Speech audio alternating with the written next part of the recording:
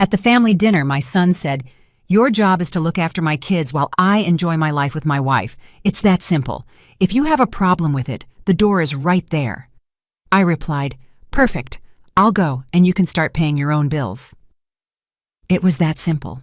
Those words left my mouth before I could even think, chillingly cold, like the ice cubes floating in the water glasses on the table. Marcus stopped chewing.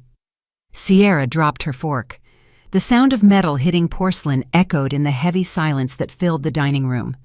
My 3 grandchildren looked up from their plates, confused, sensing that something had just shattered, but not understanding what. Only Chloe, my 16-year-old granddaughter, looked at me with those dark, all-seeing eyes she inherited from my mother, and in her gaze, there was something I didn't expect to find. Pride. I should have seen it coming. I should have noticed the signs over the past 3 months. The quick glances Marcus and Sierra would exchange when they thought I wasn't looking. The conversations that abruptly ended when I walked into the room.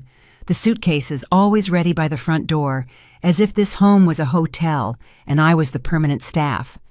But a mother never wants to believe her own child is using her.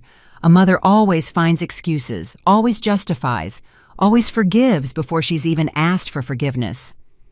I rose slowly, with the quiet dignity my own mother taught me when I was just a little girl in the South. I didn't tremble. I didn't cry. I simply folded the cloth napkin in my lap, placed it next to my untouched plate, and walked toward my bedroom without looking back. I heard Marcus's chair scrape against the hardwood floor.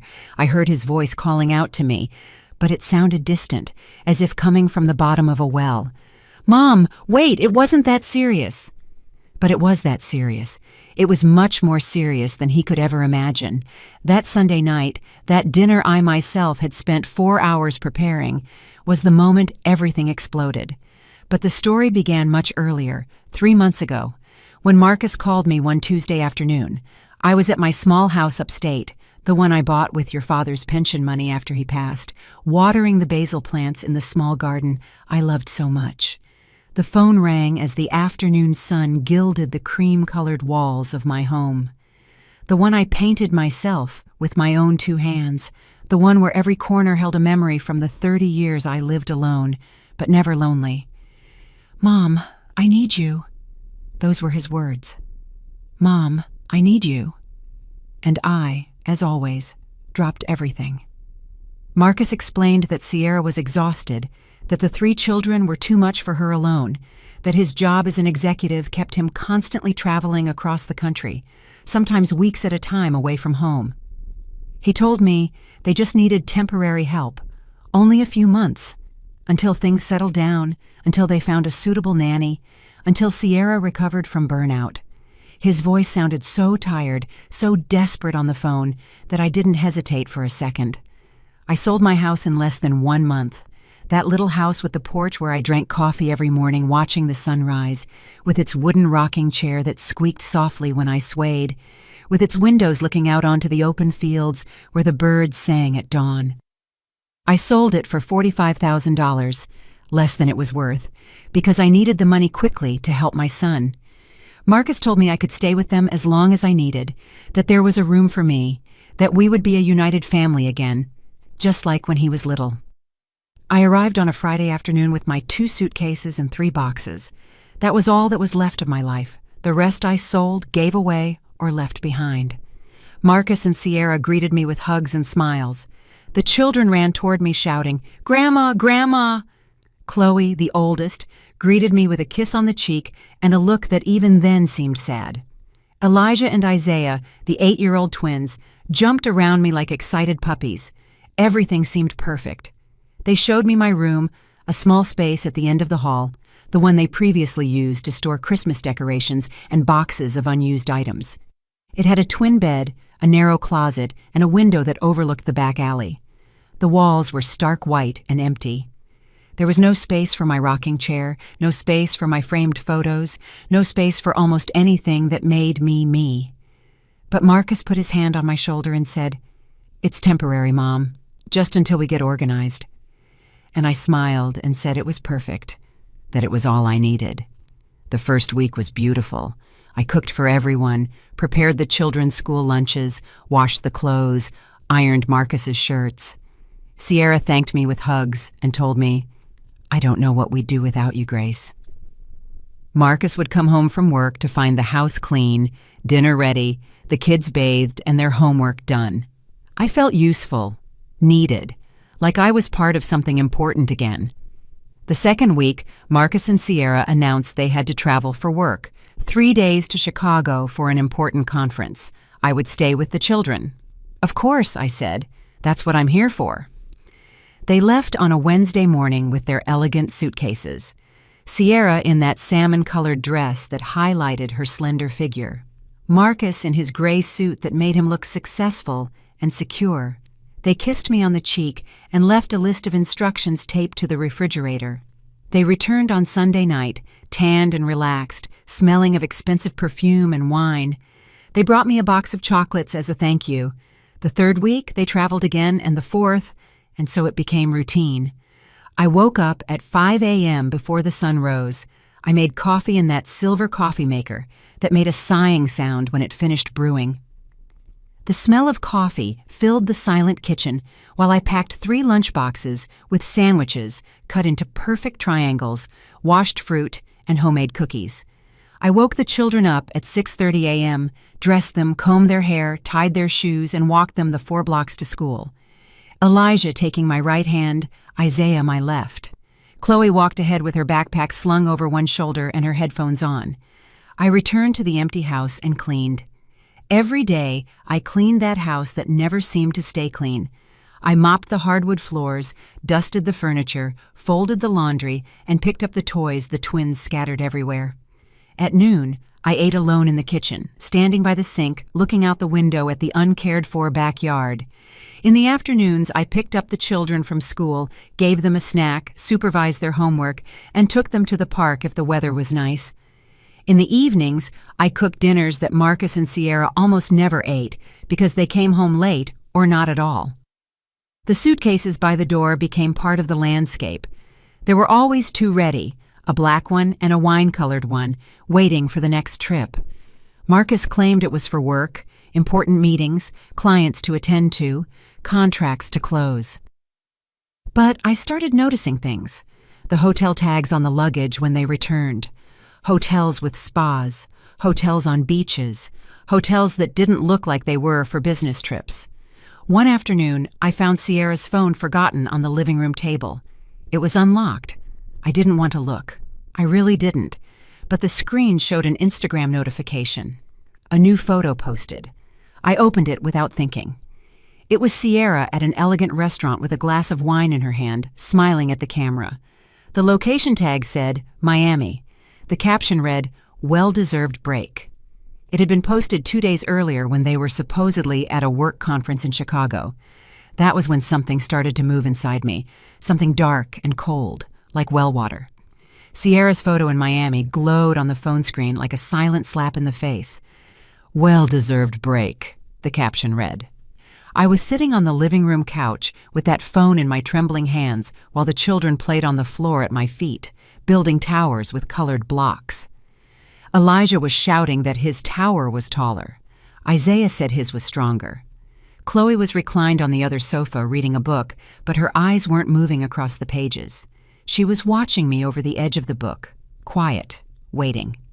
I swiped the screen. There were more photos. Sierra, on a white sand beach, in a coral-colored swimsuit and huge sunglasses. Marcus next to her on the same beach, tanned, relaxed, with a beer in his hand. Both of them at an ocean view restaurant, both toasting with champagne flutes. The dates of the posts coincided exactly with their supposed work trips, every single one of them. I closed the app. My hands were no longer trembling. Something strange was happening inside me, something that wasn't fury or sadness, but a kind of cold clarity, like when dirty water settles and you can suddenly see the riverbed. I left the phone exactly where I'd found it and got up from the sofa. Chloe was still watching me. Our eyes met for a long second. She slowly closed the book and said in a low voice, "Grandma, I need to show you something." We went up to her room while the twins continued playing downstairs. Chloe's room was the only space in that house that seemed to have a soul of its own. Band posters on the walls, clothes draped over the chair back, books piled on the desk. She locked the door and pulled out her own phone. She sat on the bed and motioned for me to sit next to her. "I'm sorry, Grandma. I should have told you this weeks ago, but I didn't know how." Her voice sounded guilty, strained. She opened a messaging app and showed me something that chilled my blood. It was a group chat called Mom Plan. The only members were Marcus and Sierra. Chloe had gotten into her mother's phone one night and taken screenshots of everything. Now she showed them to me slowly, giving me time to read each message. The group had messages dating back 4 months, from before I even sold my house. Marcus: "I talked to my mom already. She says yes." Sierra: "Perfect. With her watching the kids, we saved the $1,200 a month for the nanny." Marcus: "And on top of that, we get the money from the sale of her house. We can finally pay off the credit cards." Sierra: "Genius. We'll tell her we're holding it for her but use it for the debts. She doesn't know how to check bank statements anyway." Marcus: "She's my mom. She won't ask questions." I kept reading. There were dozens of messages. Sierra complaining that I cooked with too much oil. Marcus laughing about how I couldn't figure out the new TV remote. Both of them planning trips while I stayed with the kids. Sierra suggesting they give me a smaller room because I didn't need that much space. Marcus replying that the storage room was sufficient for someone my age. There was a recent message from 2 weeks ago. Sierra: "Your mom is starting to ask questions about the money." Marcus: "I'll tell her it's invested. She doesn't understand those things." Sierra: "We should get her to sign a power of attorney. That way we have total control." Marcus: "Good idea. I'll tell her it's in case of an emergency." Chloe took the phone away. My hands were clenched in my lap, my nails digging into my palms. "There's more," she said, her voice shaking. "They sold your furniture, the things you left in the garage. Mom posted them on Facebook Marketplace. They sold it for $800 and went out to a fancy restaurant. I know because I was there. They forced me to go." She swallowed hard. Dad raised a toast and said, "Thank you, Mom, for your generosity." I stood up. I walked to Chloe's window. From there, I could see the quiet neighborhood street, the trees with their leaves gently swaying in the wind, the identical houses with their perfectly manicured lawns. Everything looked so normal, so orderly, but I felt like my entire world had been turned inside out like a dirty sock. For 3 months, I had believed I was helping my son. For 3 months, I had been up at 5 a.m. I had ironed, cooked, cleaned, and cared for the children.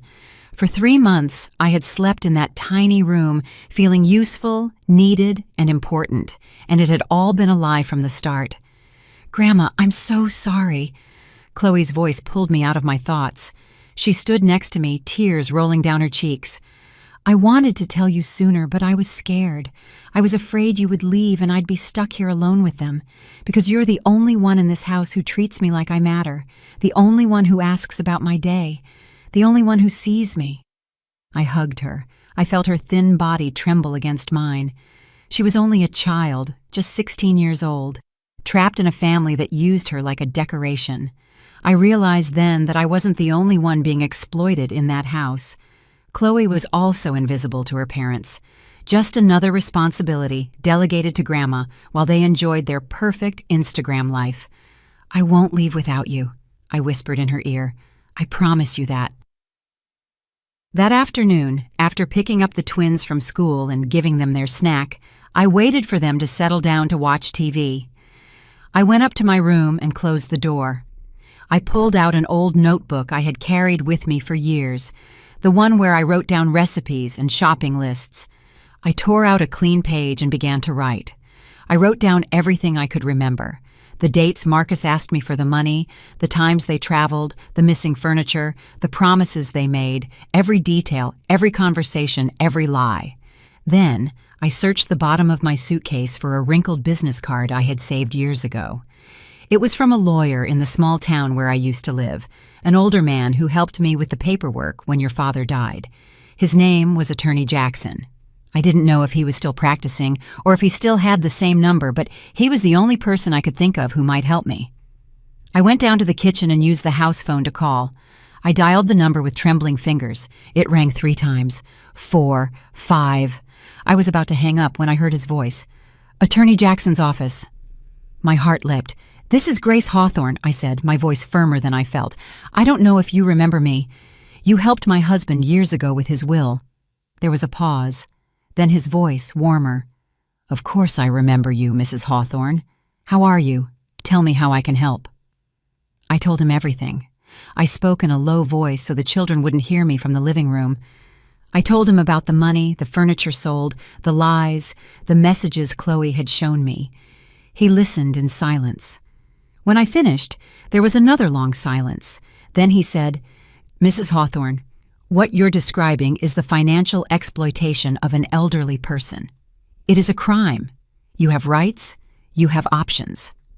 He explained that I could recover my money, that I could prove Marcus used it without my consent, that the messages were evidence, and that the unauthorized sale of my furniture was theft. But he warned me that it would be a difficult, painful public process, and that my son could face serious legal consequences. He asked if I was sure I wanted to proceed. I looked around the kitchen that I cleaned every day. The clean dishes in the drainer, the mopped floor shining under the light, the grocery list on the refrigerator in my handwriting, all evidence of my invisible labor, my life turned into unpaid service. I thought of my sold home, my lost garden, my stolen mornings. I thought of Chloe crying on my shoulder. "I'm sure," I said. "Tell me what I need to do." Attorney Jackson gave me precise instructions. I needed proof of everything. The messages Chloe had shown me were a start, but we needed more.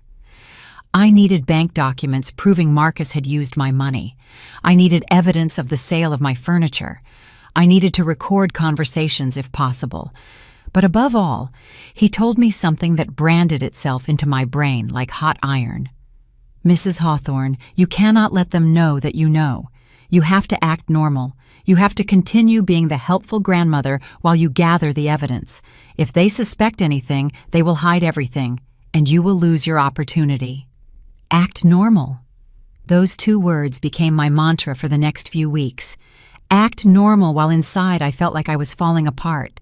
Act normal while preparing breakfast for the very people who had betrayed me. Act normal while ironing the shirts of a son who saw me as a free employee. That same night, Marcus and Sierra came home late again. They walked in laughing about something, bags from a high-end store dangling from their arms. Sierra was wearing a new lavender dress that probably cost more than I spent on groceries for the entire week. They found me in the kitchen cleaning up the dinner dishes they hadn't arrived in time to eat. "Hey, Mom," Marcus said, kissing me on the forehead as if nothing were wrong. "The kids are already asleep." "I know," I nodded. "They're in bed. Chloe's in her room." Sierra walked past me without a glance, her heels clicking against the hardwood floor, leaving a trail of sweet perfume that turned my stomach. Marcus opened the refrigerator and pulled out a beer. He leaned against the counter and looked at me with that expression I used to mistake for affection, but now recognized as condescension. "Mom, I need to talk to you about something important." My heart sped up, but I kept my hand steady, washing a plate. "Tell me, son." He took a long swig of his beer.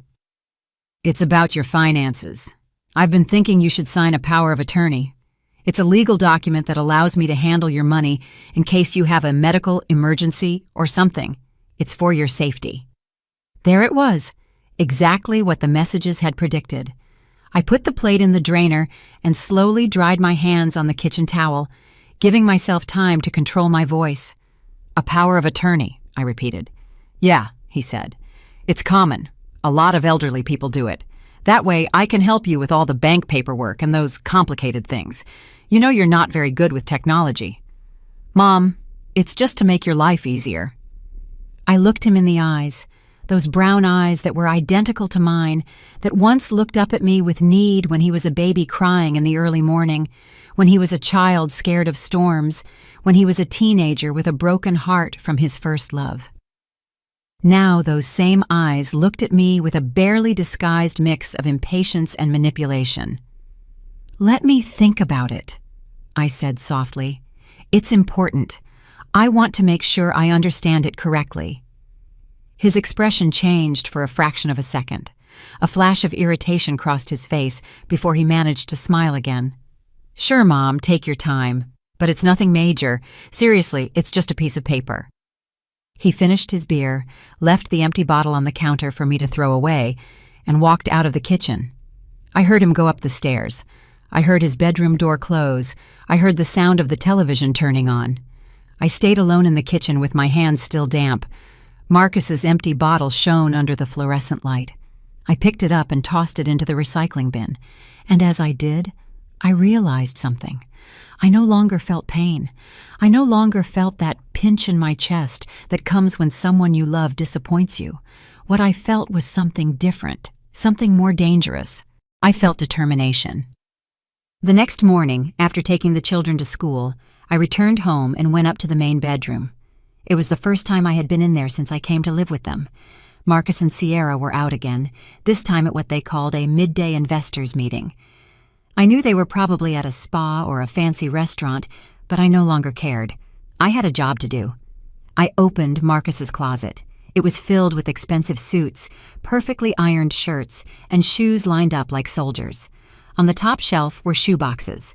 I took them down one by one. Most contained exactly that, shoes. But the fifth box was holding something different. Papers, bank statements. I pulled them out with trembling hands and carried them to the bed to examine them under the light coming through the window. It was all there. My savings account was in my name, but Marcus was listed as a co-signer. The initial balance, $45,000. The withdrawals began 2 weeks after I arrived at this house. $3,000, $4,000, $2,500. Each withdrawal had a vague description: medical expenses, home repairs, family investment. But I had never had medical expenses. The house hadn't had repairs. There was no investment. The current account balance was $16,200. Marcus had spent nearly $30,000 of my money in 3 months. I took out my cell phone, the one Chloe had taught me to use better in recent weeks. I took photos of every page, every bank statement, every withdrawal, every lie documented on the bank's letterhead. My hands were no longer shaking. They were steady, like a surgeon making a precise incision. I put everything back exactly as I had found it.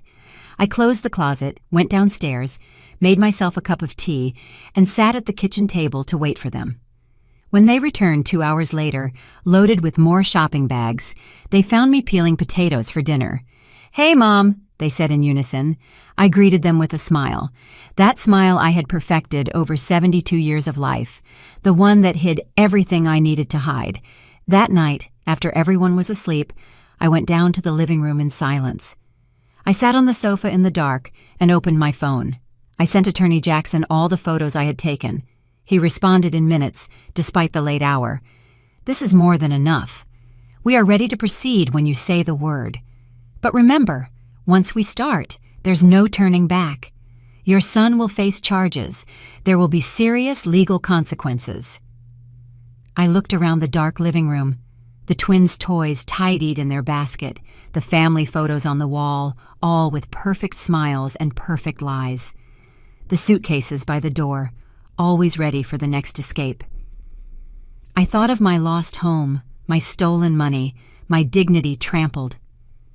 I thought of Chloe upstairs in her room, probably awake too, probably wondering if I would really do something, or if I would finally give in, as everyone expected me to. I wrote my reply. "I'm ready. Tell me what's next." Attorney Jackson's response came quickly. "First, you need to find somewhere to go. You cannot stay in that house once they know what you're doing. Do you have family, friends, someone who can take you in temporarily?"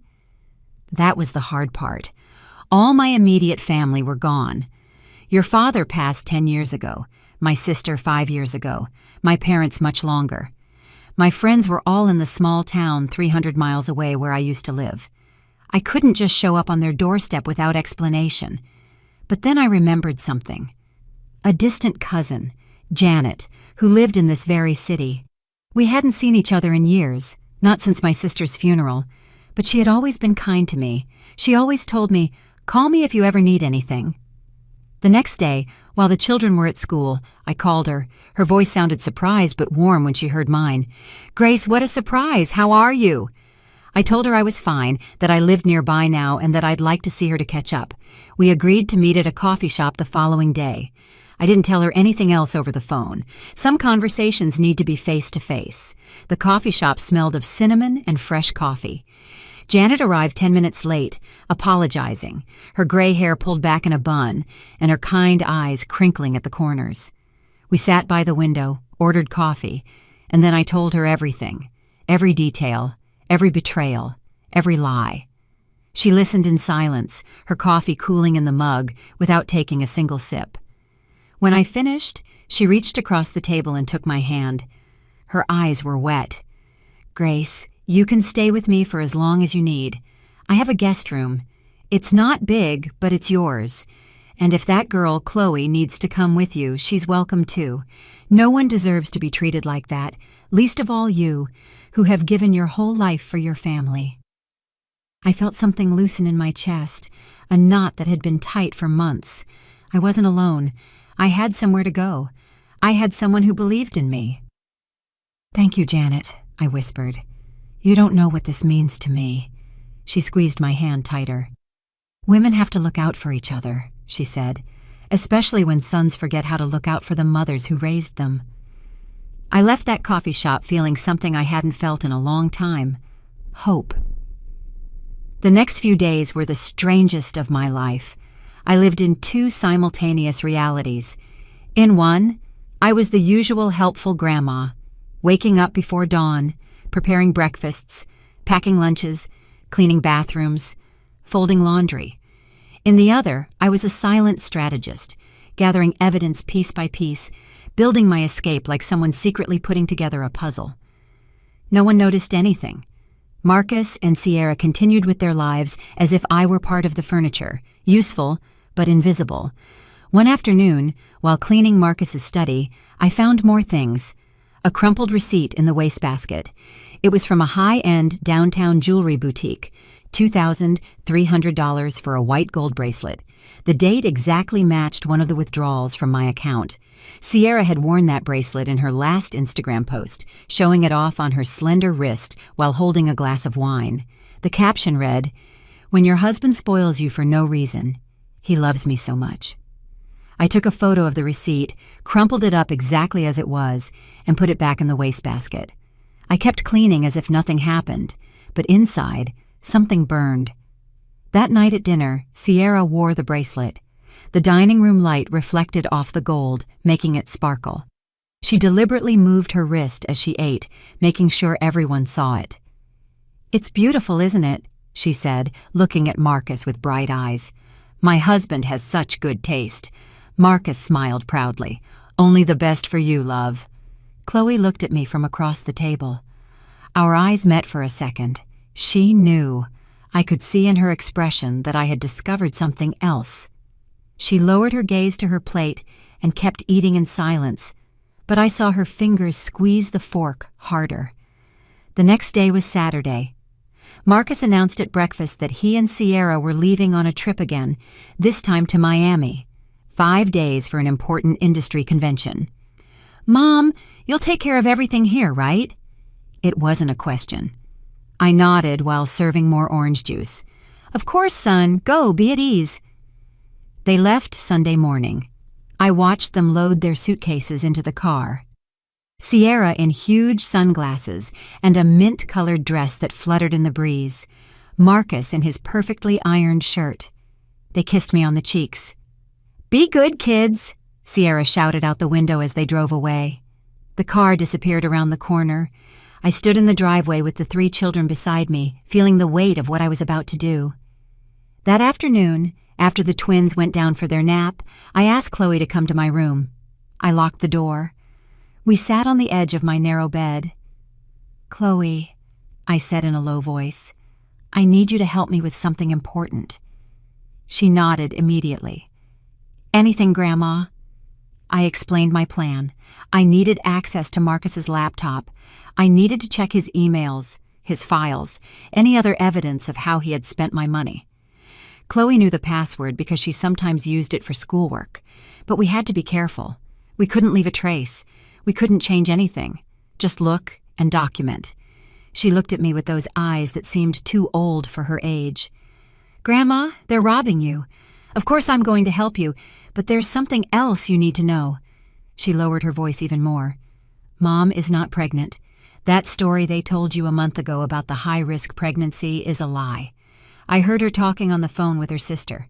She said they invented it so you wouldn't ask questions about why they travel so much." The air caught in my throat. I remembered the day Marcus sat me down in the living room and told me with a serious face that Sierra was pregnant.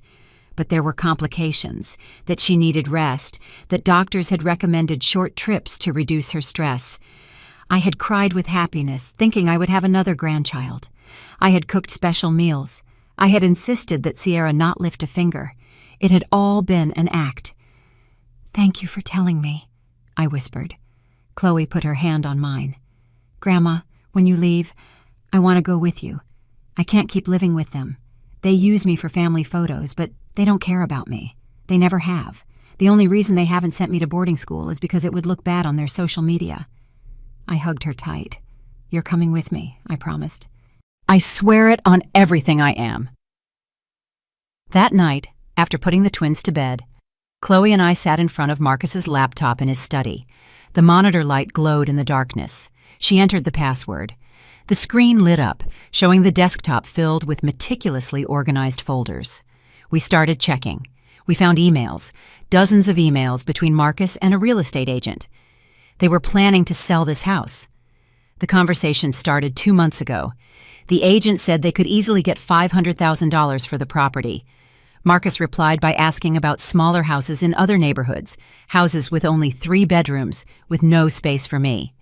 The plan was to sell me the idea of an assisted living facility, make me believe it was for my well-being, and keep my share of the sale money.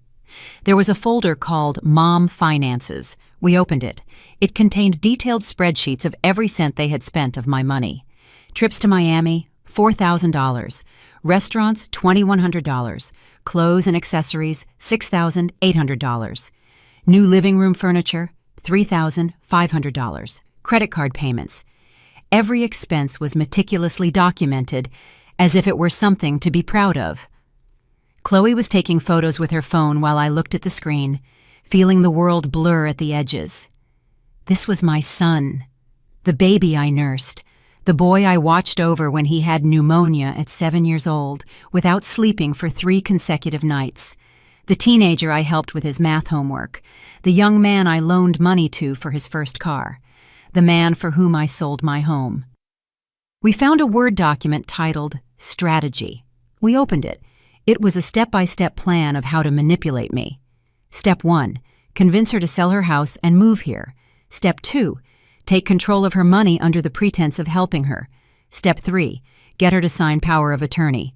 Step 4, use her as a free nanny while we pay off our debts. Step 5, when the money runs out, convince her that an assisted living facility is the best option. Step 6, sell the house and move into something smaller without her. It had been planned from the beginning. Every hug, every "we need you, Mom," every "thank you for everything you do." It had all been calculated. I wasn't his mother. I was a resource to be exploited. "That's enough," Chloe said, her voice strained. She was crying too. "Grandma, we have everything. Let's go, please. Let's go now." But I shook my head. "Not yet. We need to wait for the right moment. If we leave now while they're traveling, they'll call the police. They'll say I abandoned them with the children. We need to wait until they return." Those 5 days were eternal. I cared for the twins as always. I took them to the park. I made them their favorite meals. I read them stories before bed. Elijah and Isaiah had no idea what was happening. They were innocent in all of this. And that was the part that hurt the most. I loved them. I loved their laughter, their spontaneous hugs, the way they called me Grandma in their high voices. But I couldn't save them without destroying myself. And I had finally learned that saving myself wasn't selfish. It was survival. At night, when the house was sleeping, I packed in silence. One suitcase with my clothes, another with my important documents, your father's photos, my rosary, my mother's recipe book, the few things that truly mattered. I hid them in the back of my closet, ready to leave at any moment. Attorney Jackson called me every afternoon to review the plan. He had prepared all the legal documents, a temporary restraining order against Marcus so he couldn't touch what was left of my money, a civil lawsuit for misappropriation of funds, a criminal complaint for financial abuse of an elderly person. Everything was ready. We were just waiting for my signal. On Thursday night, Marcus called me. His voice sounded relaxed, happy. "Hey, Mom, how are the kids?" I told him they were fine, that everything was quiet. "Perfect," he said. "We'll be back Saturday afternoon. Oh, and Mom, when we get back, I need us to sign that power of attorney. I already spoke to the notary. It's important we do it soon." "Of course, son," I replied with a sweet voice. "Whenever you want." I hung up the phone. I looked at the calendar on the wall. Saturday. In 2 days, my life would change forever. Friday morning dawned bright and clear. I woke up with a strange clarity. It was as if all the fear, all the doubt had evaporated overnight. I got up at 5 a.m. as always, but this time not out of obligation, but out of choice. I made coffee in the silent kitchen and sat by the window watching the sky change from black to gray to pink. It was my second to last morning in this house. Tomorrow at this time, everything would be over. I called Janet early. "Tomorrow," I simply said. "Tomorrow we're leaving." She didn't ask questions. She just said, "I'll be ready. I'll text you the address. Come when you can." Then I called Attorney Jackson. "Tomorrow afternoon," I informed him. "They get back at 4. I need the documents ready for 5. He replied with a firm voice, "They'll be ready. You just get yourself and the girl out of that house. I'll take care of the rest." I spent that day in a strange state, as if I were watching my life from the outside. I took the twins to the park and watched them swing, their laughter filling the warm afternoon air. Isaiah asked me to push him higher. Elijah wanted me to watch him do tricks on the monkey bars. I watched them, recording every moment in my memory, knowing it would probably be the last time I cared for them like this. It wasn't their fault. They were innocent, but I couldn't save them without sacrificing myself. And I had finally learned that saving myself was not selfishness, it was survival. That night I prepared a special dinner, roasted chicken with potatoes and carrots, the twins' favorite. I even made pecan pie for dessert, the one Chloe loved. The 4 of us ate at the kitchen table. The twins talked nonstop about their day at school. Chloe ate in silence, but every now and then she looked at me, and in her eyes I saw the unspoken question. "Is it really going to happen?" I nodded slightly. "Yes. Tomorrow everything changes." After putting the children to bed, I went up to my room and checked everything one last time. The suitcases were ready, hidden in the back of the closet. The important documents were in my purse. Chloe's photos were on her phone, all the evidence backed up to the cloud. Attorney Jackson had copies of everything. There was no going back now. The plan was in motion like a rock rolling downhill. Unstoppable. I lay down, but I didn't sleep. I spent the night staring at the ceiling, listening to the sounds of the house, the refrigerator humming, the water heater clicking, the small creaks of the wood settling. This house had never been mine. It had never belonged to me. I had only been a temporary piece, useful while I lasted, disposable when I was spent. Saturday dawned bright and clear. I got up, showered, and dressed carefully. Comfortable pants, a simple ivory-colored blouse, shoes I could walk in for hours if necessary. I pulled my hair back into a low bun. I looked at myself in the small mirror in my room. The woman looking back at me was not the same one who had arrived here 3 months ago. That woman had been naive, hopeful, desperate to feel needed. This woman was different. This woman had learned that sometimes love is not enough, that sometimes people disappoint you in ways you never imagined, that sometimes the only way to survive is to walk away from those who claim to love you but are actually destroying you. I made breakfast, woke the twins, fed them, bathed them, put on clean clothes, and did everything exactly as I had done every morning for 3 months. But inside, I was counting the hours, 4 p.m. That was the moment. Marcus had said they would arrive at 4. At 2 p.m., I started moving my things. I brought the suitcases downstairs when the twins were watching TV in the living room. I put them by the back door, hidden behind the curtains. Chloe came down with her own small, discreet backpack. Just the essentials, I had told her. We can get the rest later. She had packed clothes, her ID, her laptop, a few photos, nothing more.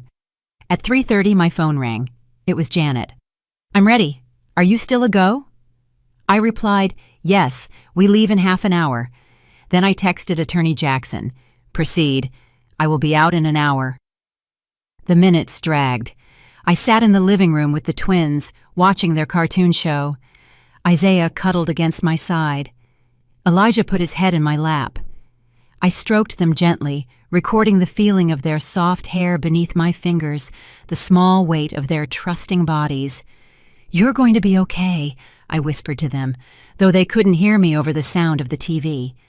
"Your parents will take care of you. You'll grow up, and maybe someday you'll understand." At 4:10, I heard the car pull into the driveway. My heart raced, but my hands remained steady. Marcus and Sierra walked in the front door, tanned and relaxed. They carried the suitcases, bags of souvenirs, and wide smiles. "Hey!" they shouted. "We're home!" The twins ran to them, screaming, "Dad! Mom!" Marcus lifted both of them, one in each arm, laughing. Sierra saw me on the sofa. "Hey, Grace, everything okay?" Her voice was casual, disinterested. I nodded. "Everything's fine." She walked past me toward the kitchen, dragging her suitcase. Marcus put the children down and turned to me. "Mom, give me half an hour to shower and we'll sit down to sign those papers." "Yeah, the notary can come over first thing tomorrow." "Yes, son," I replied. "Take your time." They went upstairs. I heard their footsteps on the floor above. I heard the shower turn on. This was the moment. I got up from the sofa with all the calmness in the world.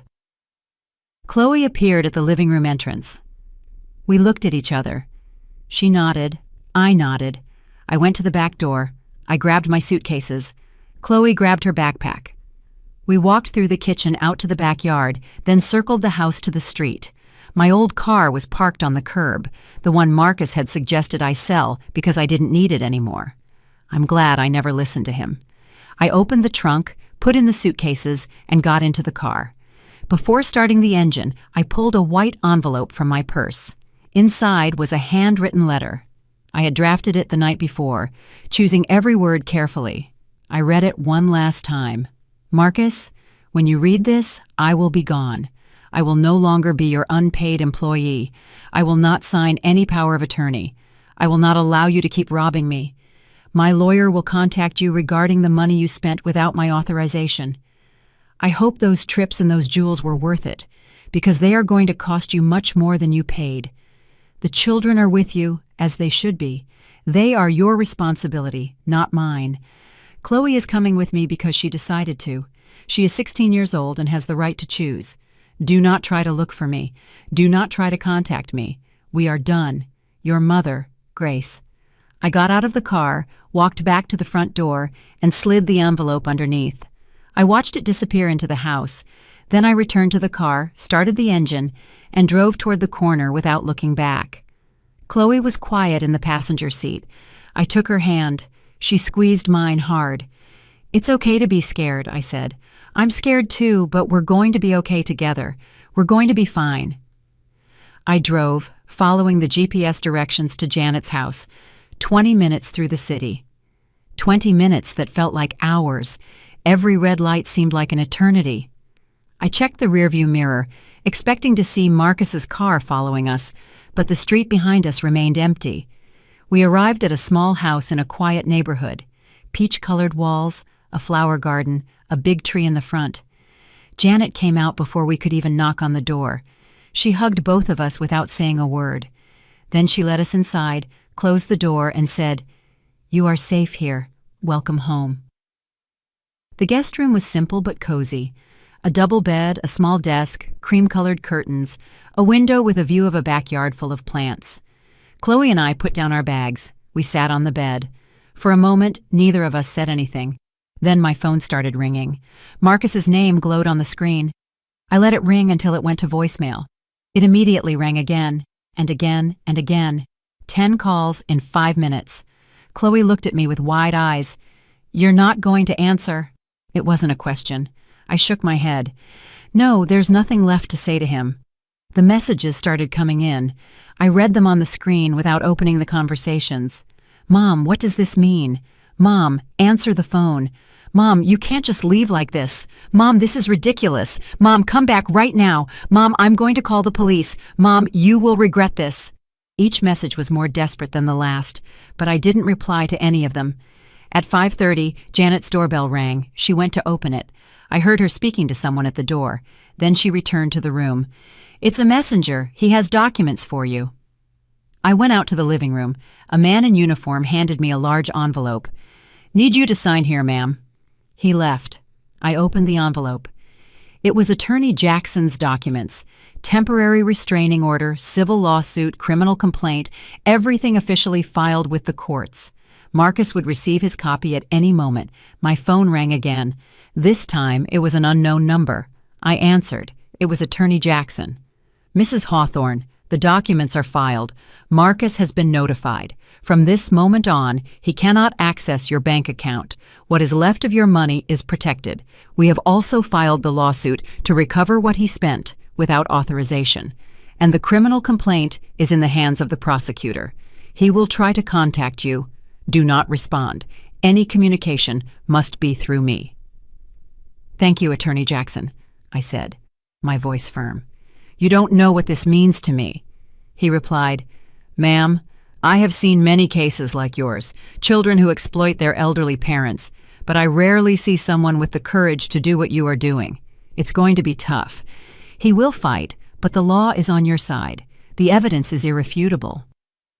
That night, Janet cooked us dinner: vegetable soup, homemade bread, and chamomile tea. We ate in her small, cozy kitchen with flowered placemats and cloth napkins. Everything was so simple, so peaceful. There was no tension in the air, no need to walk on eggshells, no suitcases waiting by the door. For the first time in 3 months, I breathed deeply and felt my lungs fill completely. After dinner, Chloe and I sat in the guest room. She pulled out her phone and showed it to me. "Grandma, Dad is texting me. Dozens of messages." I read a few. "Chloe, this is your grandma's fault. She's abandoning us. Chloe, tell her to come back, or she's going to destroy this family. Chloe, she's manipulating you. Chloe, if you don't come back, you'll regret it." Every message was a mix of barely disguised manipulation and threat. "What do you want to do?" I asked her. "Do you want to go back?" She looked at me as if I had asked her if she wanted to cut off her arm. "No, Grandma, never. I'd rather sleep on the floor than go back to that house. They never saw me. They only saw you when they needed something, and they only saw me when they needed the perfect family photo for Instagram.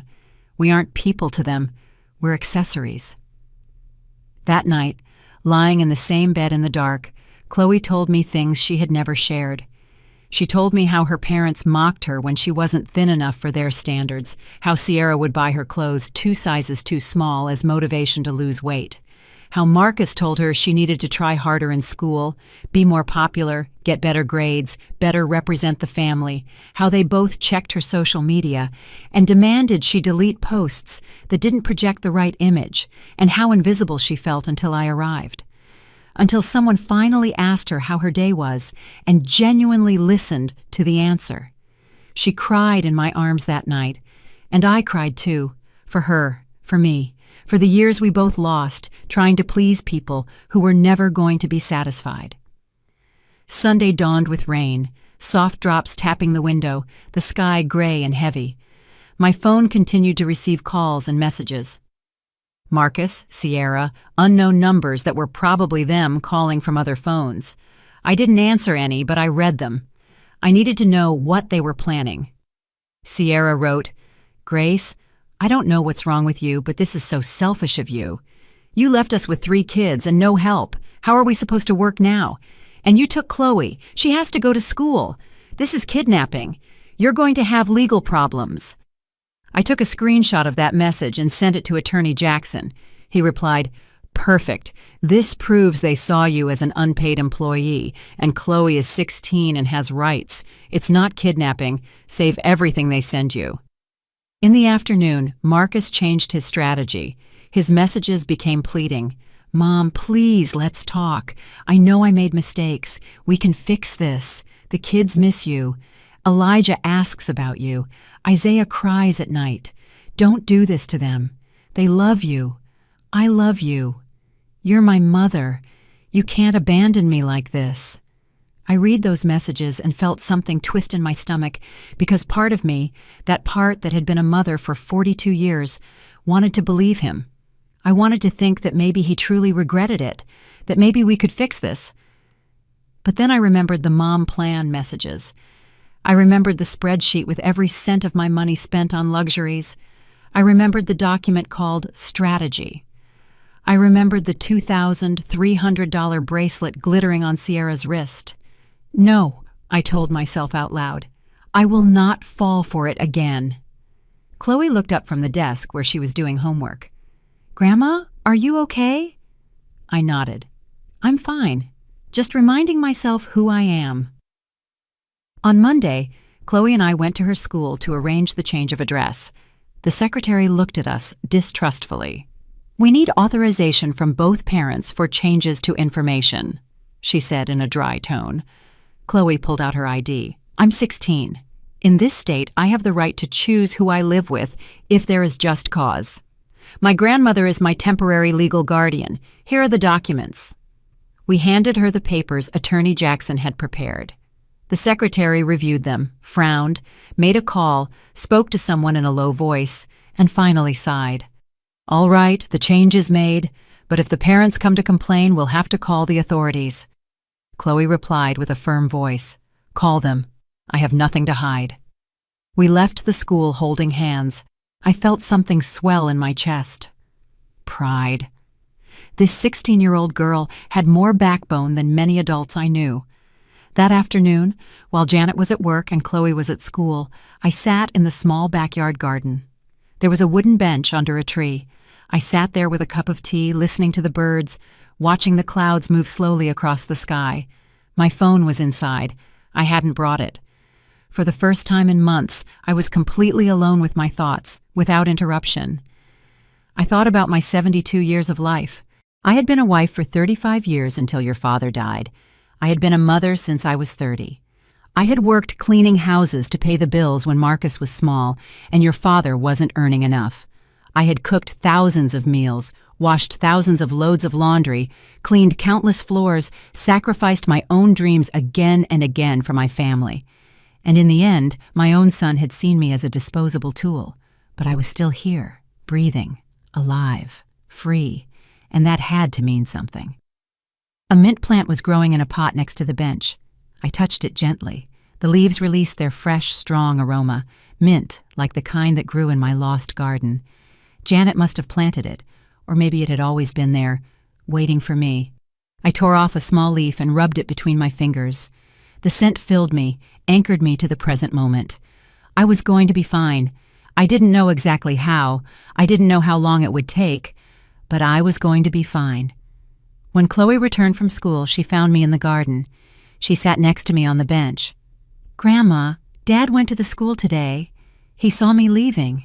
He tried to talk to me." My heart sped up. "What did he say?" She shrugged.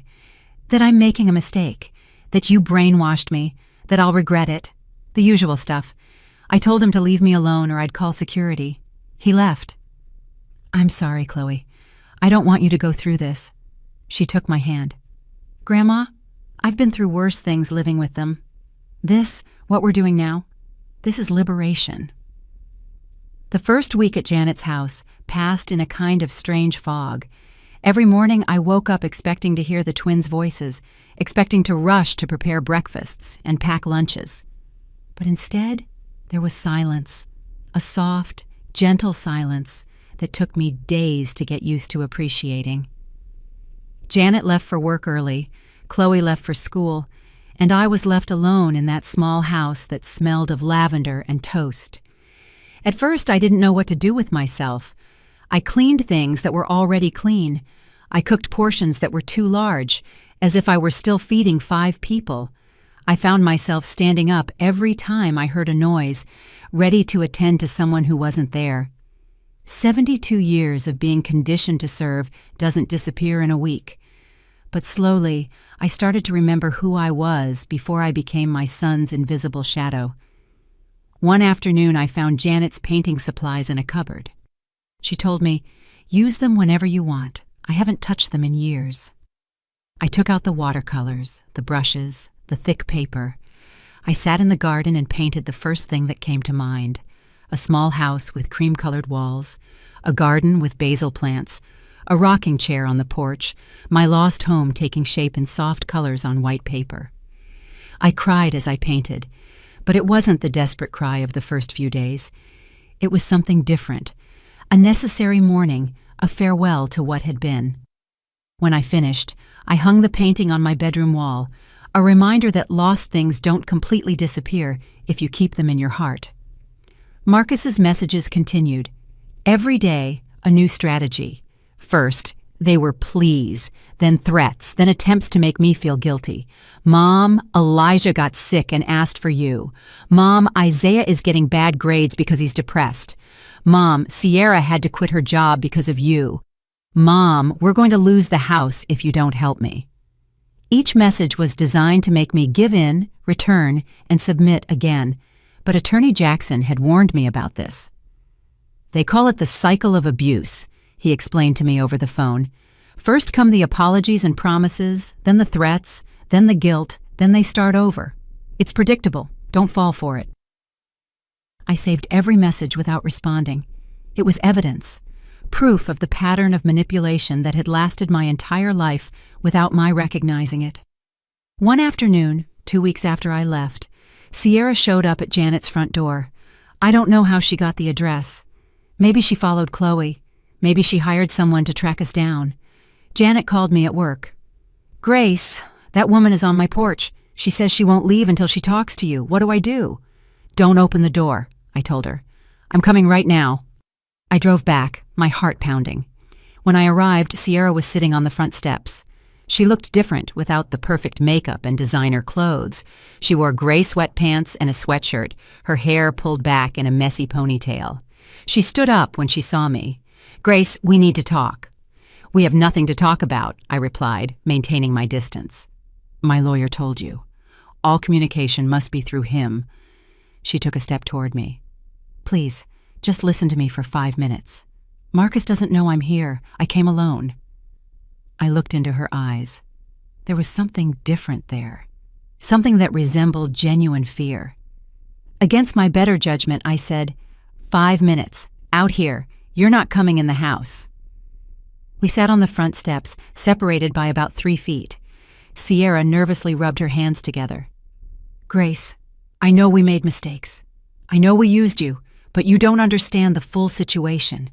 Marcus has debts, a lot of debt, over $200,000 in credit cards and loans. We were desperate. When you said you were selling your house, it seemed like a salvation. It wasn't with bad intentions. We were just trying to survive. So my survival mattered less than yours," I said flatly.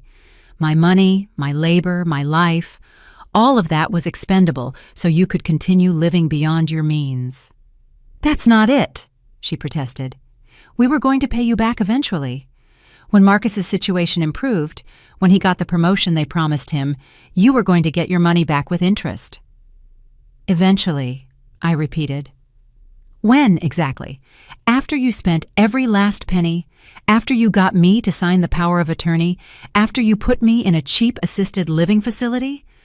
I saw the messages, Sierra. I saw the whole plan. Don't treat me like I'm stupid." She fell silent. A tear rolled down her cheek. "Grace, they're going to put Marcus in jail. The prosecutor's lawyer says he could face up to 5 years for fraud and financial abuse of an elderly person. 5 years. Our children are going to grow up without a father." She looked at me with pleading eyes. "Please, drop the charges.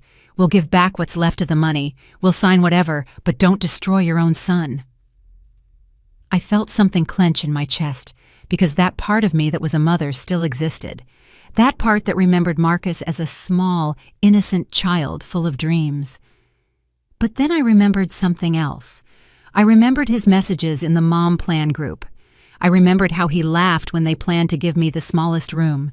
I remembered the spreadsheet where my $30,000 turned into vacations and jewels. I remembered his voice at the family dinner saying, "Your job is to look after my kids while I enjoy my life." "I am not destroying my son," I said slowly. "He destroyed himself with his choices. I am simply protecting myself, something I should have done a long time ago." Sierra stood up abruptly. "You're selfish, a bitter old woman who can't stand to see her own son happy. Marcus gave you a roof over your head. He gave you a family, and this is how you repay him? I hope you can live with yourself, knowing you destroyed your own family." I stood up too. I kept my voice calm, though I was trembling inside. "Sierra, my son stole $30,000 from me. He lied to me. He exploited me. He treated me as an unpaid employee. He planned to put me in an assisted living facility when I was no longer useful, and you were there every step of the way, supporting him, spending my money on gold bracelets. Don't talk to me about family. You two destroyed that long before I left." She opened her mouth to reply, but no words came out. She turned and walked toward her car. Before getting in, she shouted, "This isn't over. We're going to fight. We're going to get Chloe back, and you will regret this." I watched her drive away. My legs were shaking. I went into the house and collapsed onto the sofa. Janet came out of the kitchen, where she had been listening to everything. She hugged me without saying a word, and I allowed myself to cry for everything I had lost, for everything I would never have again, for the family I thought I had, but which never truly existed. That night, Attorney Jackson called me. "Mrs. Hawthorne, I have news. Marcus is trying to reach a settlement. He offers to return $24,000, everything supposedly left after paying some critical debts. In exchange, you drop the criminal charges. You can still pursue the civil lawsuit if you want, but he would avoid jail." I considered the offer. $24,000 of my original $45,000. Better than nothing. And Marcus would avoid prison. The twins wouldn't grow up visiting their father behind bars. But something in me resisted. What about the power of attorney he tried to make me sign? What about the furniture they sold? What about all those months I worked as a free nanny? Attorney Jackson sighed. "Legally, unpaid family care work is difficult to quantify in court. We can include the furniture in the civil suit. The power of attorney was never signed, so it doesn't constitute a crime, only attempted crime. If you accept the settlement, you recover most of your money and close this chapter. If you move forward with everything, you might win more eventually, but it will be a long, painful, and public process. Your son will go to prison. The decision is yours." "I need to think about it," I said. "Give me a few days." That decision haunted me all week. Chloe told me, "Grandma, don't give them anything. Make them pay for everything they did." Janet told me, "Grace, only you know what's right for you." I wrestled between justice and mercy, between the son he had been and the man he had become. The answer came in an unexpected way. It was a Tuesday afternoon, 3 weeks after I had left. I was in Janet's garden, watering the mint plants that I had started caring for as a daily ritual. My phone rang. An unknown number. I almost didn't answer, but something made me slide my finger across the screen. "Hello?" I said cautiously. "Grandma Grace?" It was Isaiah's voice, one of the twins. His small voice shot through the phone like an arrow, straight to my heart. "Grandma, I miss you so much. When are you coming back? Dad says you left because you don't love us." My breath hitched. I heard background noise. Then Marcus's voice. "Isaiah, give me the phone now." "No!"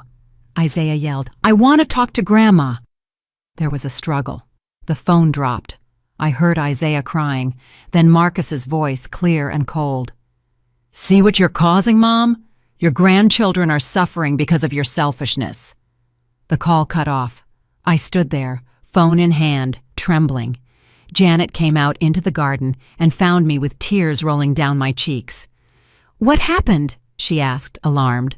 I told her. She pressed her lips together, furious. "That's pure manipulation.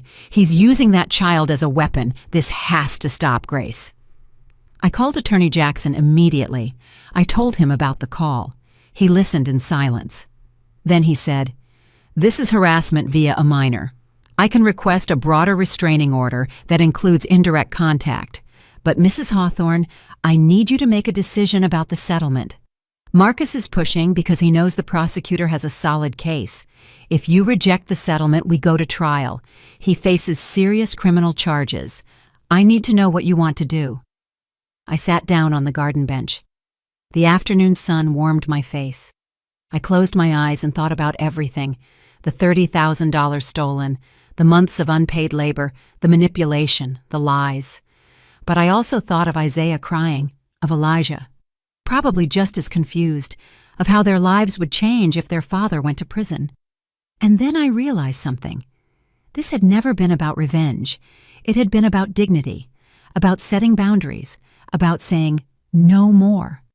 And I had already achieved that. I had already left. I had already recovered my freedom. I had already saved Chloe. Sending Marcus to prison wouldn't give me back my lost years. It wouldn't heal the wounds. It would only add more pain to an already painful situation. "I accept the settlement," I told Attorney Jackson, "but with conditions. I want the $24,000 in 1 week. I want Marcus and Sierra to sign a document acknowledging what they did. I want them to commit to never contacting me again, directly or indirectly. And I want them to leave Chloe alone. If they try to force her to return, the agreement is canceled, and we go to trial." Attorney Jackson took a moment to reply. "That is fair. I will draft the terms. But Mrs. Hawthorne, are you sure? You have every right to demand complete justice." "I am sure," I replied. "I don't want my grandchildren to grow up hating me because I put their father in prison. I've lost enough. I won't lose my inner peace, too, by seeking revenge that won't make me feel better." The settlement was signed the following Friday. Attorney Jackson met me at his office. I arrived with Janet by my side for moral support. Marcus and Sierra were already there with their own lawyer, a man in a dark suit with an unfriendly face. Marcus wouldn't look me in the eye. Sierra looked at the floor. Attorney Jackson read the terms aloud. "Marcus Hawthorne and Sierra Benson acknowledge having improperly used funds belonging to Mrs. Grace Hawthorne. They commit to returning the said amount in full within 7 days. They acknowledge having sold Mrs. Hawthorne's personal property without authorization, valued at $800, which will also be restituted. They commit to not contacting Mrs. Hawthorne or her granddaughter, Chloe Hawthorne, by any means, direct or indirect, unless through legal representation. Mrs. Hawthorne agrees to drop the criminal charges, but retains the right to proceed with the civil lawsuit if any of these terms are violated." We all signed.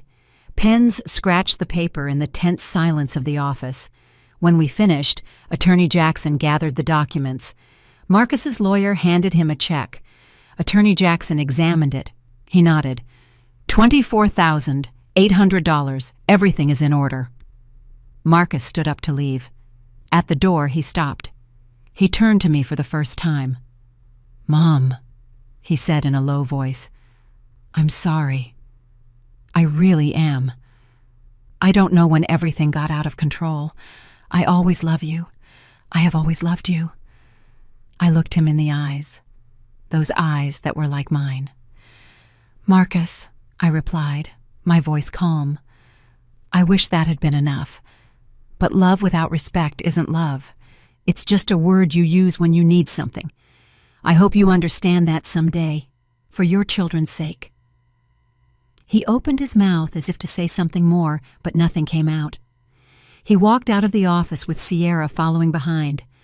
I watched them walk away through the window. I felt something close inside me. A chapter ending. A door closing softly, but definitely. That night, Chloe, Janet, and I celebrated in the small kitchen. Nothing extravagant, just homemade pasta, salad, and a bottle of cheap wine Janet pulled from her pantry. We toasted to new beginnings, to women who save each other, to the courage to say enough. With the recovered money, I started planning. I couldn't stay with Janet forever. She insisted there was no rush, that we were welcome for as long as we needed, but I needed my own space again. I needed to rebuild in a place that was mine. I found a small apartment 2 miles from Janet's house, an older but well-maintained building with 2-bedroom units for seniors. The rent was $600 a month, utilities included. It had a small kitchen with a window that faced east, perfect for the morning sun. It had a narrow balcony where I could put potted plants, and most importantly, it had 2 bedrooms, one for me, one for Chloe. I showed her the place. She walked through the empty rooms, her steps echoing on the hardwood floors. "Grandma, it's perfect," she said with a smile. "We can make it ours." We signed the lease the following week and moved in with the little we had. Janet helped us by bringing boxes of things she no longer used: plates, pots, sheets, towels. "We'll share what I have," she insisted. "What's family for, if not this?" The first day in our apartment was strange, silent, empty, but also full of possibilities. Chloe and I assembled the furniture we bought secondhand: a small kitchen table, a slightly worn but comfortable olive green sofa, 2 beds, a bookcase for Chloe's books. Little by little, the empty space filled with life. I planted mint on the balcony. 3 small pots with the plant that had become my symbol of resilience, mint that grows anywhere, that survives even when cut, that always comes back stronger, just like me.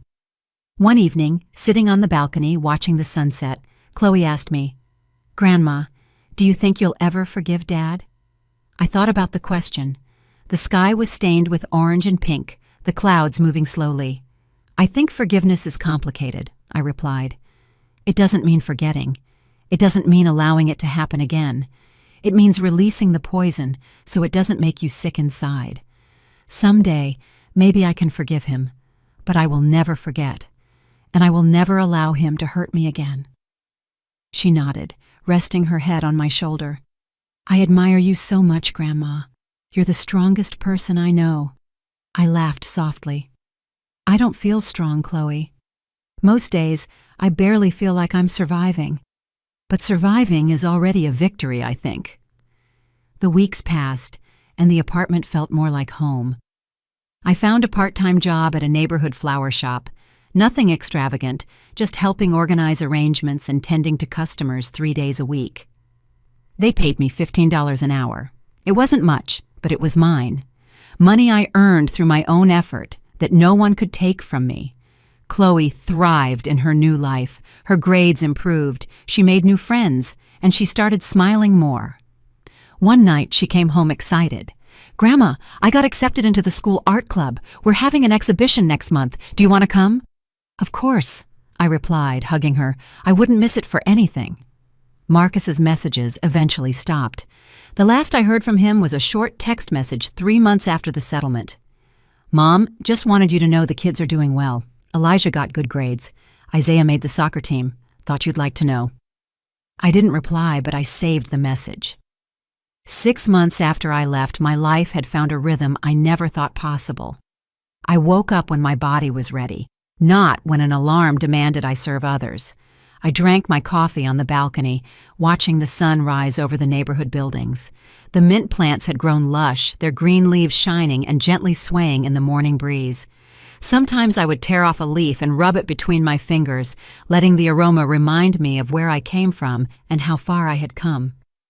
The flower shop became more than a job. The owner, a woman named Ariana in her 50s, taught me the secret language of flowers.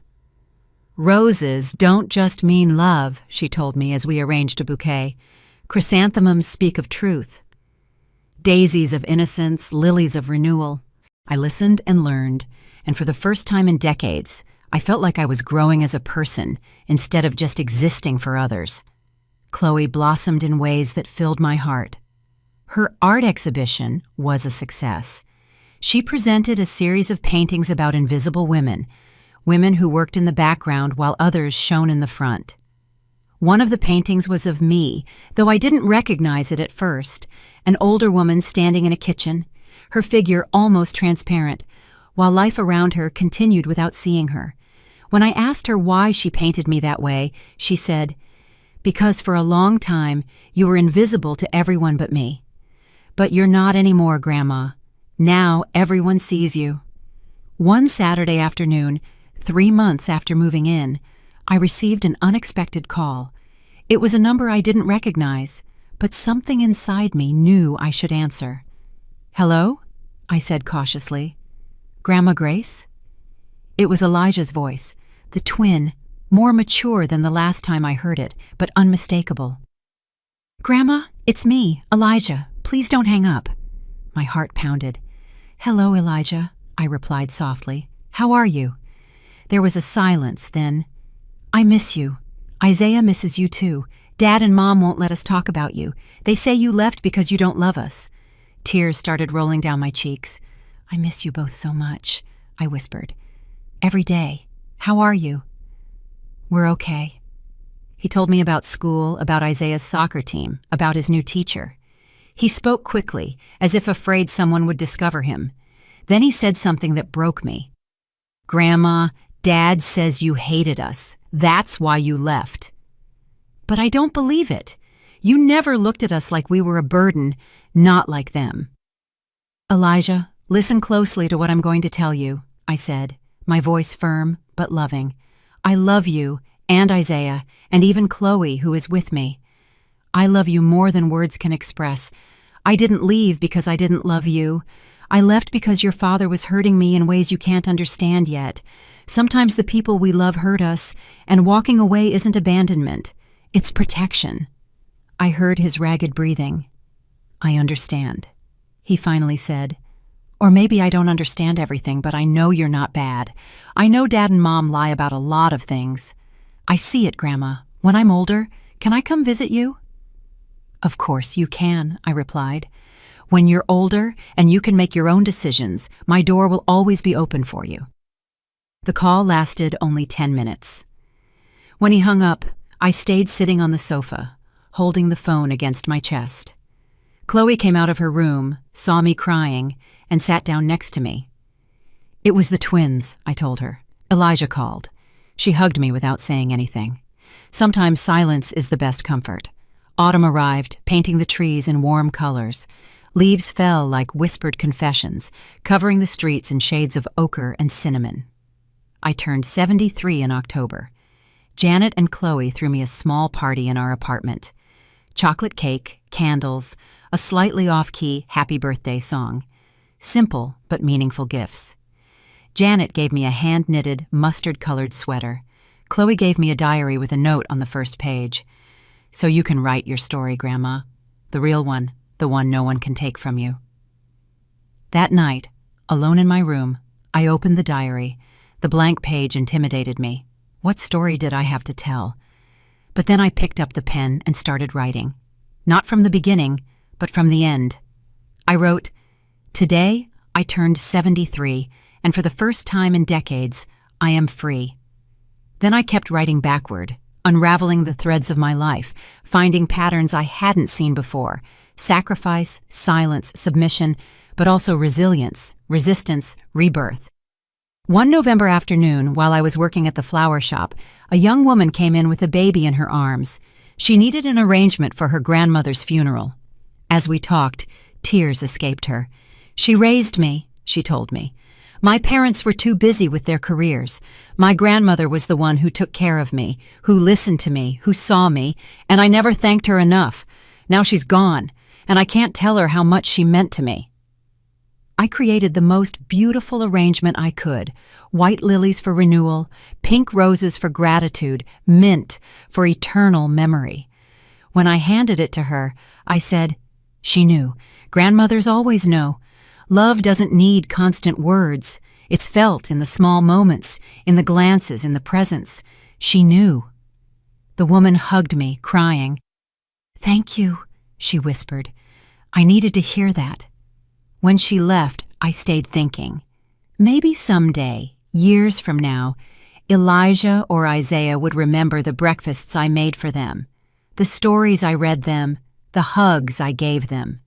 Maybe they would remember that there was someone who loved them unconditionally, even if I couldn't stay. And maybe That would be enough. December brought cold and Christmas lights. Chloe and I decorated our apartment modestly. A wreath on the door, white lights around the window, a small tree we bought secondhand and decorated with handmade ornaments. We didn't have much, but we had enough. We had peace, we had dignity, we had each other. On Christmas Eve, Janet invited us over for dinner. We cooked together, the three women in her small kitchen, laughing as we peeled potatoes and seasoned the turkey. The house smelled of cinnamon and rosemary. The table was set with her nice dishes. And when we sat down to eat, Janet raised her glass of cheap wine and made a toast. To the women who stand up, to the ones who leave when they need to go, to the ones who build family with those who value them, not just with those who share their blood. We clinked our glasses. The sound echoed like tiny bells, and in that moment, surrounded by these two women who had saved me just as much as I had saved them, I realized something. I had lost a lot. My house, my money, my relationship with my son, my grandchildren. But I had gained something far more valuable. I had gained myself back. That night, back in our apartment, I sat on the balcony despite the cold. The mint plants were dormant for the winter, but their roots were still alive beneath the soil, waiting for spring to grow again.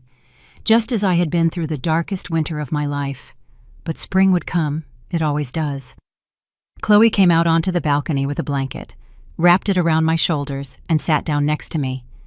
"Grandma, what are you thinking about?" I smiled. "I'm thinking that I didn't need to yell to be heard. I just needed to leave for them to understand. I'm thinking that I spent 72 years learning to be small, invisible, serviceable, and now I'm learning to be me, whole, visible, valuable." She took my hand. "You did it, Grandma. You got out. You survived." I shook my head gently. "It wasn't about winning, Chloe. It was about choosing myself. Finally, after a lifetime, I chose myself, and that, my child, was the greatest victory of all." The night sky was full of stars. The city glowed softly around us. Somewhere in that city was Marcus with his children, probably telling them the story where I was the villain.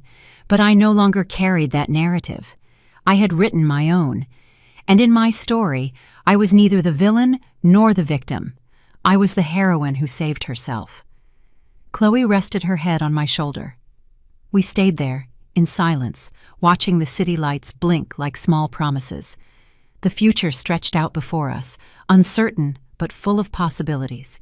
And for the first time in a long time, that future didn't scare me, because I had learned the most important lesson: that you can love someone and still walk away, that you can forgive without forgetting, that you can start over at any age.